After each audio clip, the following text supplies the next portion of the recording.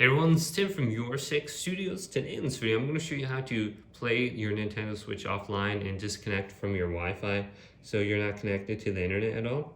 So just go on down to System Settings right here and select A on this. And then go on down to where it says Internet. Go to the right. Go to Internet Settings. Now you're going to see your connected internet option on the top right here. And just simply select it. So I'm not connected at the moment, but I can use this as an example. So let's go to this one right here, press A on it. Then go on down to Clear Settings, right here. Select A on it, go to Delete. This will delete it from your registered networks.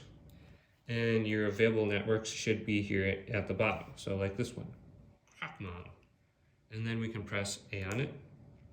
And then we can reconnect at any point in time. Just type in the security code.